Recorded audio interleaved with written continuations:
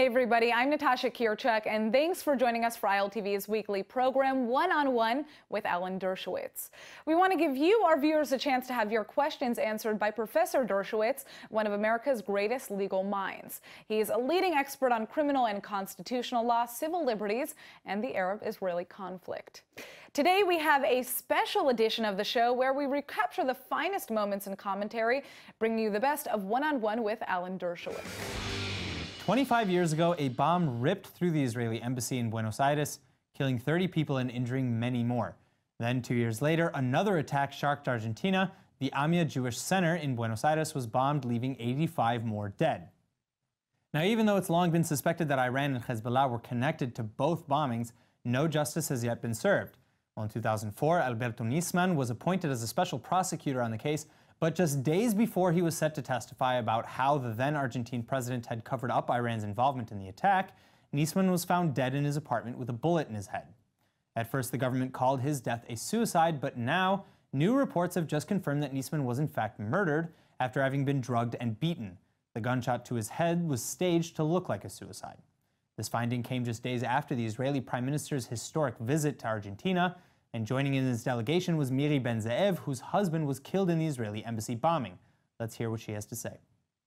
Shalom, Professor. My name is Miri. My husband and I arrived to Buenos Aires with our little son, and I was pregnant, after serving two pressure years in Ankara, Turkey. We arrived to Paris of South America.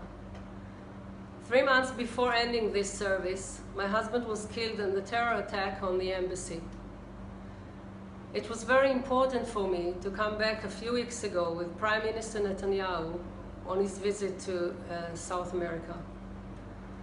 I still feel my husband's soul there, and Buenos Aires is still Paris of South America for me. And my question is, do you think, after the evidence on Nisman, will truth ever come out? Thank you. What a tragic way to end a career with you and your family there. It was an act of mass murder, and it was an act of mass murder committed by the Iranian government. It was also an act of war by Iran against the state of Israel. When you attack the Israeli embassy, you attack the state of Israel. Under international law, there's no difference between planting a bomb at the Israeli embassy in Argentina or planting a bomb at the Knesset in Jerusalem. It was an act of war, and Israel had and has a perfect right to retaliate. And I think this is an important point to remember as a point of law. If, God forbid, Israel ever has to attack Iran's nuclear reactors to prevent Iran from dropping a bomb in Tel Aviv, if they ever have to do that, they can deem it an act of retaliation. There's no statute of limitations on retaliation. The Iranian government attacked Israel when they attacked the Israeli embassy, and Israel has the right under international law to retaliate even 20, 25, 30 years later. It can pick its time, it can pick its place, it can pick its reason. And so we have to understand that within the context of international law. Second, the question is, what involvement did Argentina have? Not the current government, but a different government. And the evidence is mounting that Argentine officials, at least, were deeply complicit in this, along with Hezbollah and other groups, perhaps some neo-Nazi groups as well.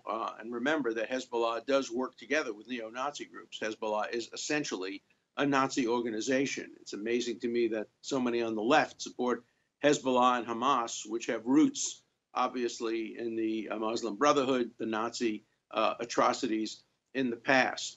As far as Nisman is concerned, I mean, clearly the evidence points to a deliberate, willful assassination, a murder. The Nisman case and the bombing of the embassy and the other bombing, it's more interesting and stranger than fiction. It could be a Netflix series. It could be a feature movie. My son, a filmmaker who made Reversal of Fortune, I can imagine him making a film about the Nisman murder.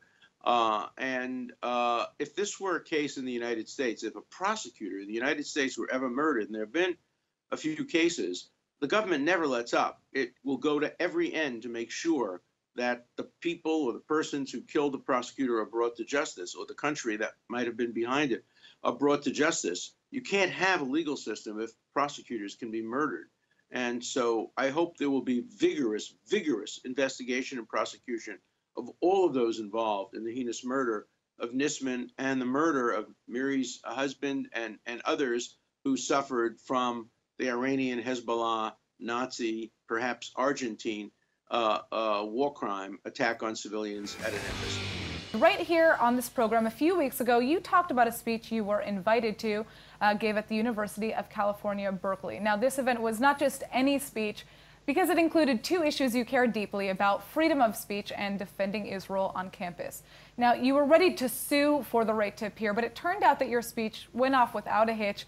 That event is still making headlines, though, because of an uproar about anti-Semitic and anti-Israel reaction. So let's hear from Ada Forer, a student at Berkeley who was at your speech. Hi, my name is Ada Forer, and I'm a student at UC Berkeley. I'm also the co-president of Tikva, the Zionist Voice on campus, and 2 weeks ago I had the honor of being one of the moderators during your talk, Professor Dershowitz, at our campus, which was titled The Liberal Case for Israel. Our campus had quite a response to your talk, and this week the Daily Cal, the student newspaper, published an anti-Semitic cartoon. It's very Nazi-like, very primitive, vile, and a lot of students are outraged by this. It honestly looks like it could have come from the Daily Stormer or any neo-Nazi website. So my question is, where does freedom of speech end and incitement to hate crime or violence begin? What is the legality of this, and how do we combat it on campus? Well, thank you for your great question and for your questions that you asked during the time that I was at Berkeley. Look, freedom of speech includes freedom to be hateful, and the cartoon, as vile and despicable as it was, is protected by freedom of speech, particularly since Berkeley is a public university. The newspaper that published it claims to be the newspaper of record for the city of Berkeley. And of course, they had the right to publish this vile cartoon. They also had the right not to publish the cartoon, and they made a decision to publish it. My response has been not to try to suppress it or to try to censor it, but to actually publicize it, let it be seen around the world, and let the people, the artists, the anti-Semitic artists who drew it, the bigoted editors who allowed it to be published, let them be held responsible in the public opinion. Let them have to answer to employers and to universities that they apply to. Let them be held accountable for what they've done. The university has done the right thing. The chancellor of the university issued a strong statement condemning the vile caricature. The dean of the law school issued a statement condemning the swastika that had been drawn on my face on a poster. But the important point to remember is the speech I was making was a very centrist speech. I started out by saying that I support a state for the Palestinian people based on a compromise, negotiated peace with security for Israel. And yet, even my moderate speech is protested by grotesque anti-Semitic symbols such as the swastika and the kind of spider-like caricature of me stomping on a Palestinian child and holding in my hand an IDF soldier who was murdering a Palestinian youth in cold blood. Let the world know that these caricatures exist, that there are students at the University of California at Berkeley who subscribe to this form of bigotry, and let them be held accountable. I am not afraid of the truth, and I'm not even afraid of falsehoods as long as I have an opportunity to respond with truth. The best answer to falsehoods is truth, not censorship. All right, now we'd like to turn to our next guest, well-known criminal lawyer Sharon Nahari, who is also an international expert in criminal law. He's here to discuss an issue which is threatening the very foundation of Israeli democracy.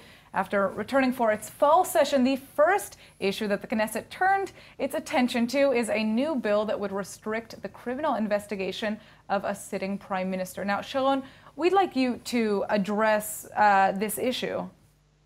Okay, accordingly, what we read, that there is a new bill suggesting that the police will be forbidden to investigate the prime minister. And this is because what we see nowadays, that Benjamin Netanyahu investigate about all the things that the police say in the newspaper regarding getting presents from other people. Mm-hmm. And the new bill said that excluding offenses like sex, rape, or bribery, security offenses, they can not investigate Prime Minister. What do you think of that? Well, there are two sides of that, because on the one side, democracy based on, investigate everyone. It can be general, it can be Prime Minister, and it can be every people. On the other hand, it can be influence from other politics and from other sides that people can lead that there will be investigation about things like presents and things like that people give presents to a Prime Minister, etc. And this can be harm for the continuance of the operation of the Prime Minister. So, I mean... So there are two sides. On one hand, it's legitimate to investigate Prime Minister, but on the other hand, certain kind of offenses, it's a problem to investigate it in the middle of his job, because actually it's interrupt to do his job, and it's hurt the citizen on the other hand. So there are two sides of this. Absolutely. Now, Professor Dershowitz, I know you want to respond. Before you respond, I want to make sure you touch on how this relates to the American scene as well with Donald Trump, who is also kind of facing a similar battle of sorts. Well, there's one enormous difference between Israel and the United States. And that in Israel, everything investigated is immediately leaked by the police. The police engage in unlawful, unethical leaking of information, often for political reasons. And so what you have are investigations that become extremely political. They take the form of a legal coup d'etat. And many of the police are very much opposed to the current government. They could be opposed to any government. And they have in their hands the ability to leak information selectively. And those leaks become first-page stories in the local newspapers. So I think it's the leaks that's the largest part of the problem. And then the police can choose to investigate even the most trivial of offenses. So I generally support the idea that prosecution of a sitting prime minister should be deferred until after that prime minister leaves office. Obviously, there have to be exceptions if there are ongoing crimes that endanger the national security or endanger individual women or endanger people's health and welfare. That's one thing. But if there are crimes of the kind that are being investigated, alleged crimes of the kind that are being investigated right now, I think they ought to be deferred. The statute of limitations could be extended, and they ought to wait until the prime minister is an ordinary citizen, not the prime minister, because an election should not be overturned by the actions of individual police officers who may have an agenda. But I want to focus on the major problem in Israel, which we don't have in the United States as much, and that is selective leaking. Whatever else you may say about Mueller, who is now running the investigation of President Trump, we have not seen leaks come from the grand jury. It's a crime, of course, to leak grand jury information. What we see is speculation, but we don't see leaks. And so I think in the United States, you cannot prosecute a sitting president until after he leaves office. You can impeach the president. In Israel, the same thing is true. You could have a vote of no confidence of a prime minister. But the idea of allowing individual police officers or individual prosecutors to undo an election endangers democracy. And that's why I wrote my book called Trumped Up, How Criminalization of Political Differences Endangers Democracy. And in the book, I have a chapter on what's going on in Israel. I would be making the same argument, by the way, if Hillary Clinton were president or if the Labor Party or somebody else were prime minister of Israel. This is not about individual people. It's about the office of the prime ministership and the office of the president. With us in the studio today is Micha Eshet, who served as a paratrooper in the IDF during the Six-Day War. Micha doesn't sit around telling war stories, but he's deeply engaged in yet another battle that is happening right here in the same city that he helped liberate in 1967, Jerusalem. Micha, thank you so much for coming in today. So what are you fighting for today? Today, basically, we are fighting for the implementation of the Kotel Bill, or basically also the advisory for praying arrangements by the committee, special committee that the Prime Minister nominated, and that later was frozen in July of 1917. And our purpose is that the government will implement and try and make the Kotel a real national, historical, respectful place for all people of all kind of beliefs, Jews, of course, women and men in equality, and for each and every community to pray its own way. Very interesting. Now, I find it interesting that you yourself are not religious, along with most... I'm not. Yes, right, along with most of your comrades who, and you clearly aren't women, right? Yet you're fighting with the same passion as you did when you liberated the holy city. What is motivating you about this specific issue? I think there are two things. First time I encountered the situation of the Kotel was about 26 years ago, when my mid-son was 13 years old, and for the bar mitzvah, we went to the Kotel as a traditional, for the traditional prayer of bar mitzvah. His mother, my wife, and his grandmother are Orthodox Jews, both from America. My wife made Aliyah to Israel, and we were both very surprised, all of us very surprised, that we couldn't do it together. We men were enabled to go into the praying court, and the women had to stand on chairs beyond the fences.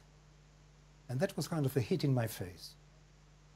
Right, I mean, after having liberated this city and then to kind of have go through I'm that not quite experience. sure whether it's connected, but obviously, as one who was among the liberators of Jerusalem, we have a special feeling for the Kotel. So what do you think needs to happen? What needs to happen is that for the government to implement its decision. Okay. Once they do it, it was a compromise after many, many years of negotiation, which was led by the government, by the secretary of the government, by Nathan Sharansky, by, I don't remember the other name, and they came to a compromise agreement with all the Jews, both from Israel and the Reform and Conservative for America. They presented this proposition to the government accepted it, and then, again, in July, they've frozen it. So, Professor, I'd like to hear your response to what our guest here is saying. I mean, we've discussed this issue in the past on this show, but it's been quite some time, and it doesn't feel like anything's changing.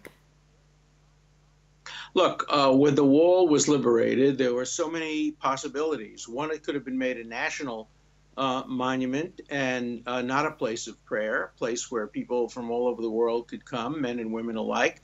That was not what happened. A rabbi was appointed the Kotel, an Orthodox rabbi, and the entire functioning Kotel was turned into an Orthodox a synagogue. That is now the reality on the ground, and so I think we can't go back to what could have happened in 1967. That's why I think the compromise is appropriate. Keep the central part of the Kotel the way it is as an Orthodox synagogue. Look, we all have this problem. I myself go and daven in an Orthodox synagogue in New York, Park East. My wife prefers to sit with me, so she has me go to a conservative synagogue with her where we can sit together. In America, of course, we have choices. We're not obligated by any government decisions. I do think there ought to be a place at the Kotel for mixed prayer where men and women can pray together. There ought to be a section for no prayer at all, where people can just go and recognize the national importance of the Kotel as part of the retaining wall of the Second Temple. So compromise is essential, and compromise is essential domestically as well as internationally. And I completely support the compromise. I was very gratified when Prime Minister Netanyahu spoke to the GA in the United States by video and assured us, essentially, that this issue would be resolved in a way that satisfies the non-Orthodox community in the United States. We have to remember that both in Israel and the United States, non-Orthodox Jews are a very, very significant majority of the Jewish population. Also, American Jews have to maintain a stake in Israel, and you just can't offend 4/5 of the American Jewish population by regarding them as second-class citizens, not only when it comes to the Kotel, but when it comes to conversion, when it comes to marriage, when it comes to all kinds of other issues that transcend Israel and go to the heart of the Jewish community, what it means to be a Jew. All right, do you have a response to that, Micha? Yes, I would like to comment in addition to what Professor Dershowitz said, that if I can make the differentiation between a house and a home, I do believe that the State of Israel is also the Jewish home for all of the Jewish nation all over the world. And like he said, we also have to make the Kotel as part of the national symbol of Israel and the Jewish tradition, not necessarily religious, but tradition, as a comfortable place for all people, for all the Jews.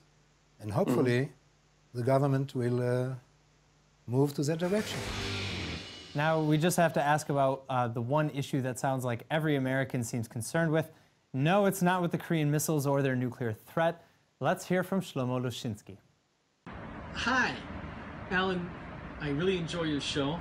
We're actually alma maters from the same elementary school, Yeshiva Eitz Chaim in Borough Park.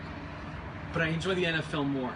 And I had a couple of questions to ask you based on the player protests, which I'm personally against, but I can understand why they do it. And should these players be able to have the freedom of speech without having any intimidation at the workplace? Shana Tova. Well, thank you. Great question, and best regards from Borough Park and Yeshiva Eitz Chaim. I know your father was at Eitz Chaim a couple of years before me. This is a very complicated question.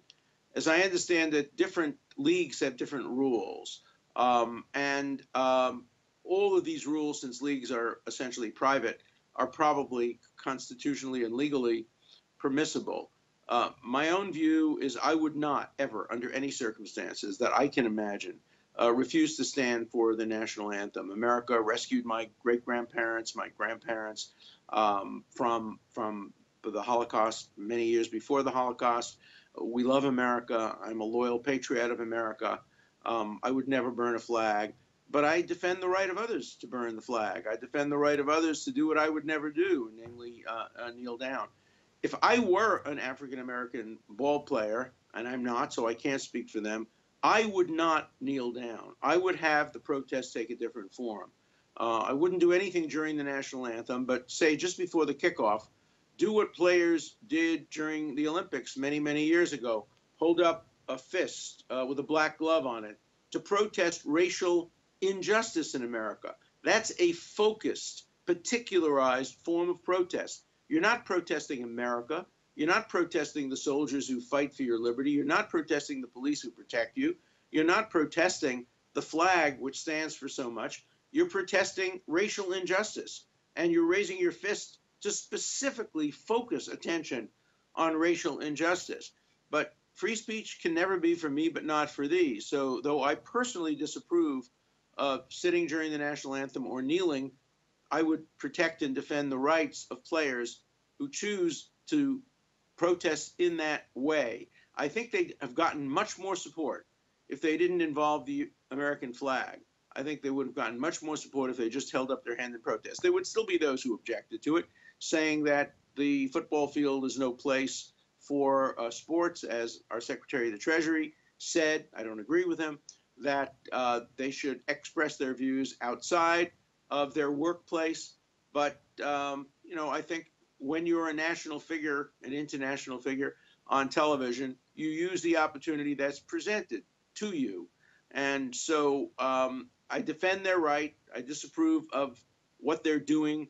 And I also think that President Trump's statements, particularly calling somebody an SOB, provoked even more protests. And I think this is going to be a continuing story. And I wish we could just focus on the specifics of racial injustice, which continues to exist in our country. We should also focus on other forms of injustice, anti-Semitism, which is increasing in our country, discrimination against others as well. But I think the form of protest shouldn't be against the flag. It should be against the specific injustice. That wraps up this edition of One-on-One with Alan Dershowitz. If you'd like Professor Dershowitz to answer your questions, go to iltv.tv or our Facebook page and submit them. We'll see you again next week.